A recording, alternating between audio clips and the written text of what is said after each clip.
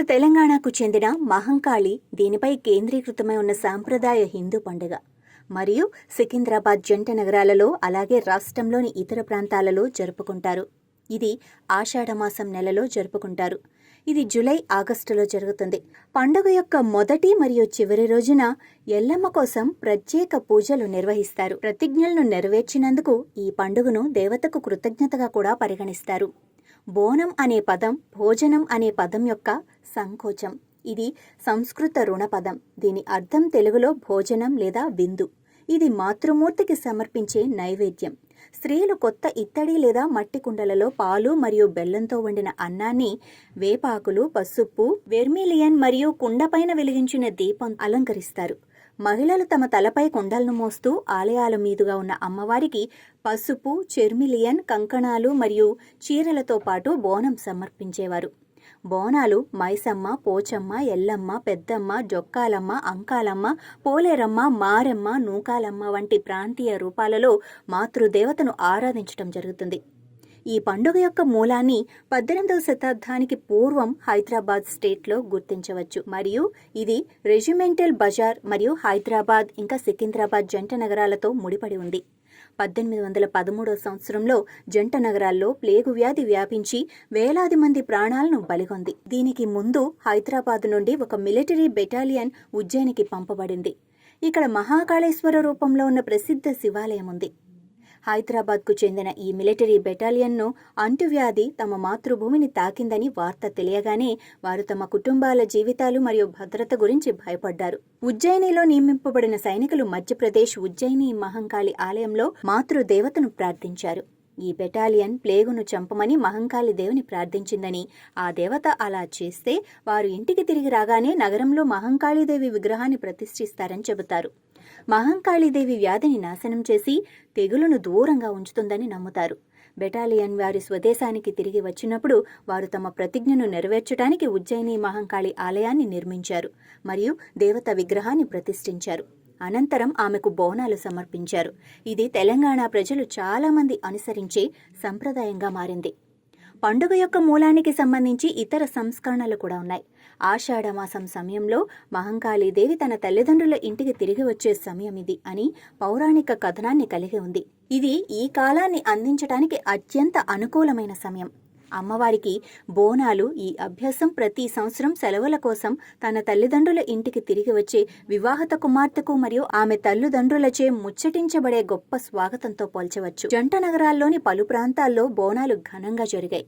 హైదరాబాద్లోని గోల్కొండ కోటలోని జగదంబ ఆలయంలో ఆషాఢమాసం మొదటి ఆదివారం భక్తులు తరలి వస్తారు. రెండో ఆదివారం బల్కంపేట్లోని బల్కంపేట్ ఎల్లమ్మ ఆలయం మరియు ఉజ్జయిని మహంకాళి ఆలయం మరియు సికింద్రాబాద్లో రెజిమెంటల్ బజార్లోని గైండి మైసమ్మ ఆలయం మరియు మూడో ఆదివారం చిలకలగూడలోని పోచమ్మ మరియు కట్టమైసమ్మ ఆలయం మరియు లాల్ దర్వాజాలోని మాలేశ్వరి ఆలయంలో, హైదరాబాద్ పాత బస్తీలో హరిబౌలిలోని అక్కన్న మాదన్న దేవాలయం, షా అలీ బండలోని ముత్యాలమ్మ ఆలయంలో బోనాలు జరుపుకుంటారు. ప్రతి సంవత్సరం మహంకాళి దర్శనం కోసం లక్షలాది మంది భక్తులు తరలివస్తారు. ఈ ప్రత్యేక సందర్భంలో మహిళలు సాంప్రదాయ చీరలు, ఆభరణాలు మరియు ఇతర ఉపకరణాలు ధరిస్తారు మరియు ఆభరణాలు ధరించి సాంప్రదాయక వేషధారణకు వెలికి తీస్తారు.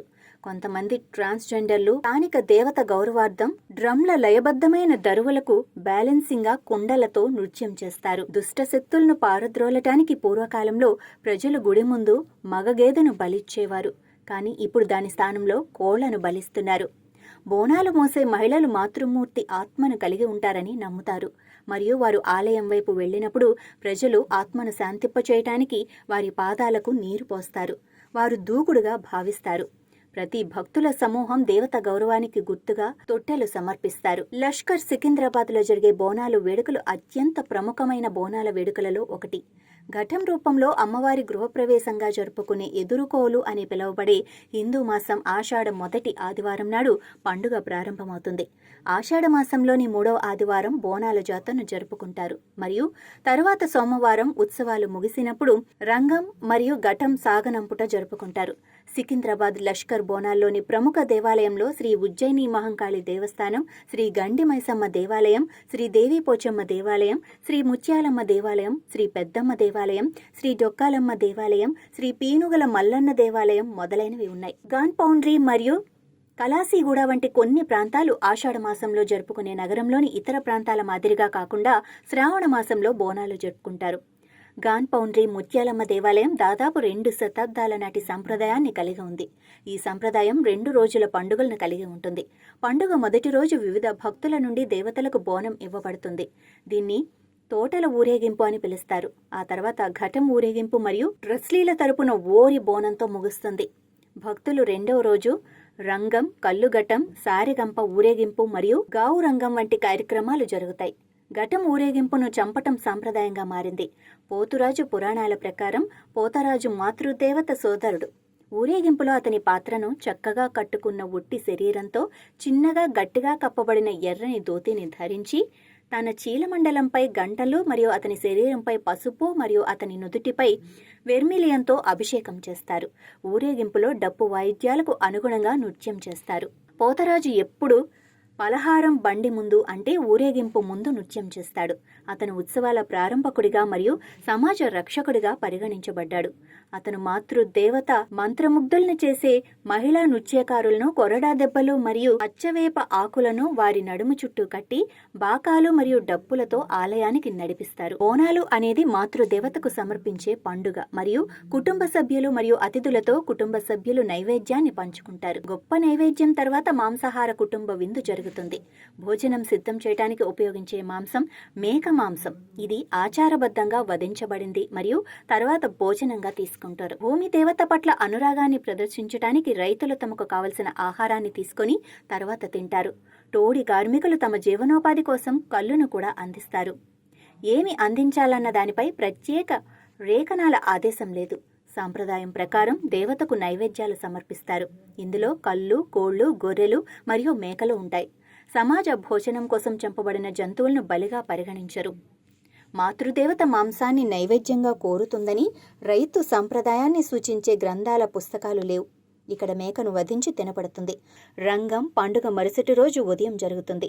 ఒక మట్టి కుండపైన నిలబడిన ఒక స్త్రీ మహంకాళీ దేవిని తనపైకి ఆవాహన చేసి ఆచారం చేస్తుంది. భవిష్యత్తు గురించి అడిగే భక్తులకు ఆమె రాబోయే సంవత్సరాన్ని తెలియజేస్తుంది. ఊరేగింపు ప్రారంభించే ముందు ఇది జరుగుతుంది. శ్రీ ఉజ్జయిని మహంకాళి దేవస్థానం మరియు సికింద్రాబాద్లోని ఇతర ప్రధాన దేవాలయాలలో ప్రస్తుతం ఉన్న కుమారి ఎరుపుల స్వర్ణలత ప్రస్తుతం 6వ తరం మునుపటి కుమారి అక్క. ఆమె ముందు స్వరూప, ఆమె అమ్మమ్మ బాగమ్మ మరియు జోగమ్మ మరియు పోచమ్మతో సహా ఇతర పూర్వీకులు ఉన్నారు. ఘటం అనేది రాగి కుండ. దీనిని మాతృదేవత రూపంలో అలంకరిస్తారు. ఘటాన్ని ఒక పూజారి మోస్తారు. అతను సాంప్రదాయ ధోతిని ధరించాడు మరియు అతని శరీరం పసుపుతో అద్ది ఉంటుంది. ఉత్సవాల మొదటి రోజు నుండి చివరి రోజు వరకు నీటితో నిమజ్జనం చేసే వరకు ఘటాన్ని ఊరేగింపుగా తీసుకువెళ్తారు. ఘటం సాధారణంగా డప్పుల మోతతో కూడి ఉంటుంది. ఘటం నిమజ్జనంతో పండుగ ముగుస్తుంది. హరిబౌలిలోని అక్కన్న మాదన్న దేవాలయం యొక్క ఘటం ఊరేగింపును నడిపిస్తుంది. ఒక ఏనుగుపై ఉంచబడిన మరియు అక్కన్న మరియు మాదన్నలను వర్ణించే గుర్రాలు మరియు సమూహాలతో కలిసి ఉంటుంది. ఇది సాయంత్రం మెరిసే ఊరేగింపుతో ముగుస్తుంది మరియు చాలా ఆడంబరం మరియు ప్రదర్శనతో నయాపూల్ వద్ద ఘటముల నిమజ్జనంతో ముగుస్తుంది.